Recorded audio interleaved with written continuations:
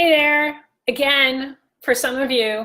So, for some of you who are watching live, I know that there might have been a couple of you. I'm going to do a take two here because I like it to be a full video. So I'm going to repeat some of the stuff that I just said, but it's fun stuff. It's awesome because I had some internet connection issues. So hopefully that will not continue. If it does, I'm going to sign off for a little bit and figure out what's going on. But all that being said, take two, we are live here. So before I get into the topic for the day, which is owning your worth, commanding a premium salary, and the lies that are getting in your way of doing that, I want to talk just a moment about Rob's battle station in games. So some of you have asked, so this is Rob's battle station. It is a glorious thing. And then there's some, it's his though, like mine, that's this, I love looking at it, but like I can't work from there. It just doesn't work. It's not very gen friendly in terms of ergonomics and whatever. But it is a very glorious thing. And some of you have asked about the games. So some of our favorite games, Cards Against Humanity, Munchkin, super fun, especially with the kids. Tack, which is from the Patrick, it's a game that they play in the Patrick Rothfuss series, The Name of the Wind, King Killer Chronicles series, and then Small World. So those are some of our favorite games. And we have a new one, which is D&D Dungeon Mayhem. Stupidly simple to play and stupidly fun, like so fun to play. It's just a card game. So it's similar to Munchkin, if you've ever played Munchkin, and then it has that sort of like, it doesn't take itself too seriously. And so it's like, it's 8+, right? So play with the kids, right? But, and it's just a card game. So it doesn't take up a lot of room. And so it's so fun. You know, Rob and I are like addicted to it. We haven't even shown Carter yet because we want to kind of have it be our son. He's 10. We kind of want to have it be just our thing for now. And then like, we'll bring Carter into it eventually, maybe. But like, instead of, for the last couple of nights, instead of, sort of having our together alone time, where he plays his video games, he plays Overwatch, and I'll kind of settle in and I'll watch maybe a Netflix documentary, or I'll watch a CrossFit, or I'll watch, maybe a TED Talk or something like that. We're like, oh, let's play Dungeon Mayhem. Awesome. It really is that fun. I mean, because it's so easy and you don't have to get all wrapped up in the rules and stuff like that, which some games can be like, you can just totally have fun with it. Rob plays it, they play it at work all the time during their lunch hour. Just kind of blow off some steam and have some fun. So anyway, totally best $15 you will ever spend. I think it was like might have been 12, something like that. $12 to $15 on Amazon. It's like a no-brainer. So if you love card games, and especially if you have kids, but even if you have kids you want to play with, but even if you don't, like, so fun. All right. And it's quick games too. Like you can just play 1 or 2 games in like 10 minutes. And so like it doesn't take a long time, although you could make it take a long time by going several rounds. Anyway, switching from that topic to the topic of the day, which is lies, like benefits trump pay. The lies we tell ourselves, the lies other well-meaning friends may be telling you that are actually keeping you from owning your worth, from commanding a premium salary as a technical manager. And the reason that I bring this up is because I've been seeing a lot lately of, whether it's on Facebook, online, or even in real life, friends, loving friends, well-meaning friends, inadvertently giving people terrible career advice. And one example of this is that I have a friend who's on the job market. She's in tech. Been looking for a while, been a little bit of a struggle. And recently there's been some potentially good news that a recruiter contacted her about a job and everything seemed perfect about it, right? Where it was perfect culture, perfect job, perfect team, perfect opportunity, except that the pay was going to be less than half of what she was looking for. So I want to let that sink in for a moment here. And even for those of us who aren't good at math, half is really easy to kind of figure out, right? So I don't know what it was that she was going for. She's not a friend that I talk about money with, which is a little weird because I talk about money all the time with clients and other people. But, we set boundaries. It's fine. It's cool. I don't know what it is. But let's just say that what she was making in her last job was $150, right? divided by 2. I have my calculator here, just, for those of us who need a little check on the math. 75,000, right? So if she was making 150, this would be a job that would be $75,000, less than that a year. And she was considering it. And so her question was like, should I pursue it? Should I pursue this awesome job where the pay is half, less than half? And what followed was a series of posts from well-meaning, loving friends who were inadvertently giving her terrible advice. And the posts were things like, yeah, absolutely, go for it. Benefits trump pay. Or a bird in the hand. Or consistent pay plus good company, go for it. So all of these responses, they're loving, right? They're coming from a place of, you go, you get this. I know you've been struggling. I want to see you land a job. But they really represent a huge myth of being on the job market, which is any job at any amount of pay is better than having no job.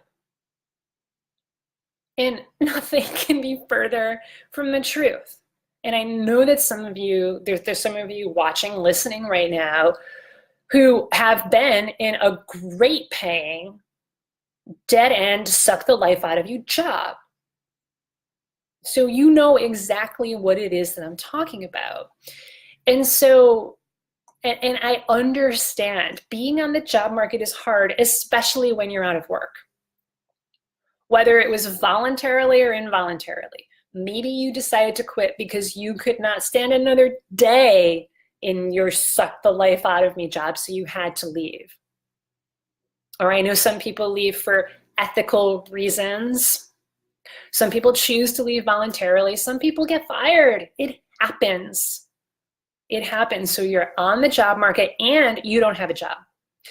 And so what happens is you get really almost maniacally focused on money.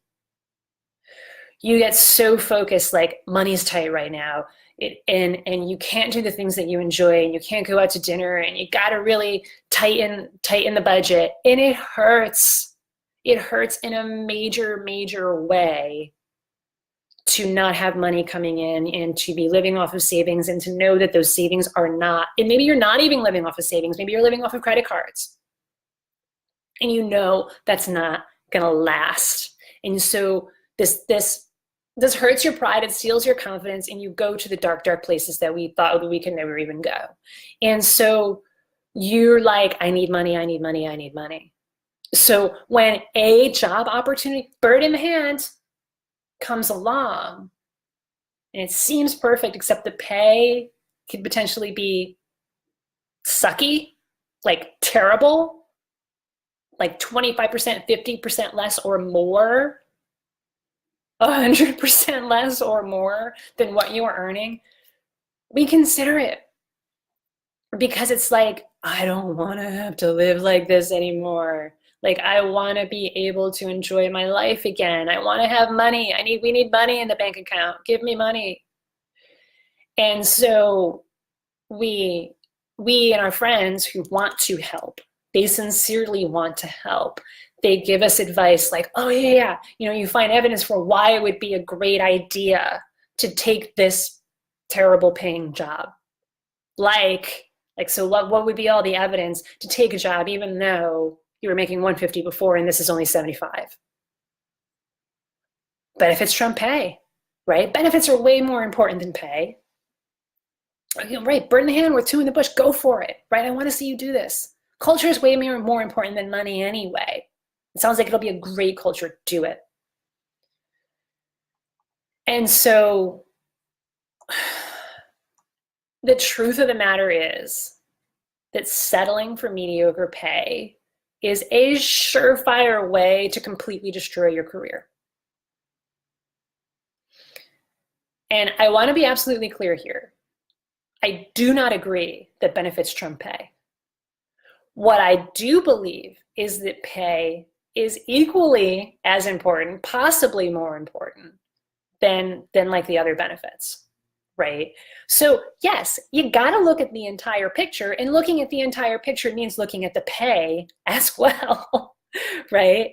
So yes, it's going to be important that you work somewhere where the culture is awesome, the people are awesome, the benefits are awesome, whatever kind of health benefits or paid time off benefits, maternity leave benefits, whatever it is that you might need, work from home benefits, commuter benefits, whatever it might be, like, that's important. But pay is important too. You don't just ignore it. You don't just throw it out the window, because when you settle for mediocre pay, and let me be clear here, like half of what you used to earn is like way less than mediocre. That's like scraping the bottom of the barrel. Like, I was earning 150 and now I'm considering 75. That's way less than mediocre. Like, you deserve way more than that. And so if you settle for mediocre or less than mediocre, you're not owning your worth. And you are sending the message that you don't value yourself as a leader. And you are allowing, by the way, you're perpetuating that culture of crappy pay. When so many of us have been fighting tooth and nail to make sure that people get paid well, especially women, but that everyone gets paid well, especially women, people of color, minorities. Everyone deserves, no matter what the color of your skin, no matter who you are, black, white, man, women, young, old, we all deserve to get paid what we're worth. And if you're given a crappy job offer at a company that just doesn't care, it's like, oh, money isn't important, right? You don't think that money's important, right? So we're going to pay you $75,000 a year. And by accepting that, not only are you're not owning your worth, you're sending the message that you don't value yourself as a leader. You're perpetuating crappy pay, right? And so what's bigger here, like in this context of being on the job market and being out of the job, needing a job, and I need money, is when you get that offer, there's this opportunity, should I pursue it or not? Great culture, great everything else, except the pay is half or less than half of what it was before. And you say, yeah, I'm gonna consider that even though the pay is terrible. Essentially what you're doing is you're allowing yourself to be a pawn in your career. You're allowing external circumstances to dictate what your next job and what your career is going to shape out to be. Because pawns say, oh, okay, I'll move because this is what I have to do. I don't have any money and you're giving me an offer. Yes, I'll take it. Sure, I'll move. Right? Do you want to be a pawn in your career? Or do you want to be the player? Do you want to be the one in the driver's seat, the one in control? The one that says, I may have, like you're playing chess, right? Like if you consider planning for your career and approaching your career with purpose, on purpose, like a chess game, you see the whole board. And there's this opportunity here. Okay, I could take this job, but I'd kind of be settling. Do I really want to do that? Like, I may have the opportunity to steal the bishop right now, but is that the end game? No, that's not good enough. I see the whole board. I have confidence in myself that there's going to be plenty more offers to come, and there's going to be better opportunities down the line, and checkmate, I win. And so my advice here is actually really simple. Do not ever settle for mediocre pay. But the thing is, even though the advice is simple, like actually doing that, it's not easy. Because you are going to get enticed by mediocre offers, whether you're on the job market or not.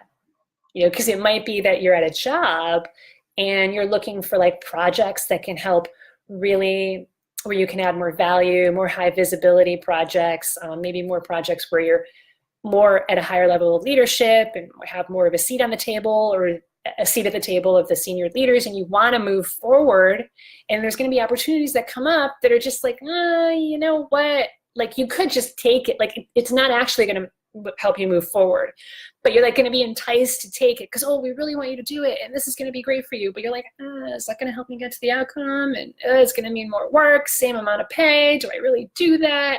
Like, you're going to get enticed by this, and it's hard, and it really takes strength and confidence and grit and tenacity, all the things that I talk about on some of the other videos. And so if you don't have that support, you might just settle. If you don't have a system that you know is going to get you to checkmate, you might just settle. And that's where we come in. So we give our clients the strategies, the systems, the support that they need to own their worth, win on the job market, confidently, humbly upgrade their careers and command premium salaries of at least $200K a year, right? And so that's what that means. That's the outcome, right? And so for people who are in the job market, the outcome is you land that hell yes job, but it's also and so a hell yes job means hell yes salary, hell yes culture, hell yes benefits, hell yes people, hell yes product, all of it, right? Yes, you deserve that. You absolutely do deserve that, and it's absolutely possible. Is it easy? No. If it were easy, everyone would do it. Right, there's your evidence. Right? If something's easy, everyone would play it. Right? It would be popular because it's easy. Oh, well, I'll just throw out the cards and we'll do it, right? How many people do you see who are really owning their worth, owning their career, and as a technical manager, commanding salaries of 200, 250, 300K a year? Not a lot of them. But so that's where we come in. We work with the technical managers who know they deserve that and are ready to do what it takes to walk the path toward career transformation, whether that means landing that hell yes job on the job market or getting that promotion. So if that's what you want for your career, you want to be the player, not the pawn. And you know that asking for help is a sign of strength and not weakness, because the strategy and the systems are going to give you that confidence, and the support is going to make sure that you do not settle. Then let's talk. thepeoplestack.com/talk. So that's the link to go to. It'll bring you to our calendar. You can pick a time that works for you. And then we're going to talk about your career. We're going to talk about what are the challenges that you're facing right now, right? Are you on the job market? Are you scared of settling? And what does that look like? And where have you failed so far in your career? What mistakes have you made? Get really, really honest. We like to think of these as they're not necessarily sales calls. They're really more about the truth. We're serving you to the truth of what you know is going on. And then if we can help you fix it, we got to be confident that we can help you fix it. And if we are, we're going to map out a plan for you, a custom tailored plan specific to your circumstances, because context matters. And we're going to mount that out for you. And then if you want our help, it's always your decision. If you want our help, we'll talk about what that would look like. We'll talk about all of the details, including the investment. And it's always your decision. But no matter what the outcome of the call, whether you end up working with us or not, you're going to get massive clarity. Because like I said, these calls are about getting to the truth. And very often, we cannot get to the truth on our own. And our well-meaning, loving friends who are giving us terrible advice, they're not going to be able to get us to the truth either. So if you're ready to expose the truth of what's going on in your career so that you can finally fix it and upgrade it, book a call with us. thepeoplestack.com/talk.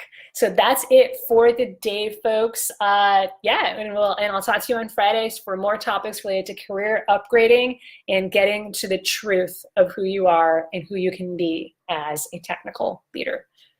Take care, everyone. Talk to you soon.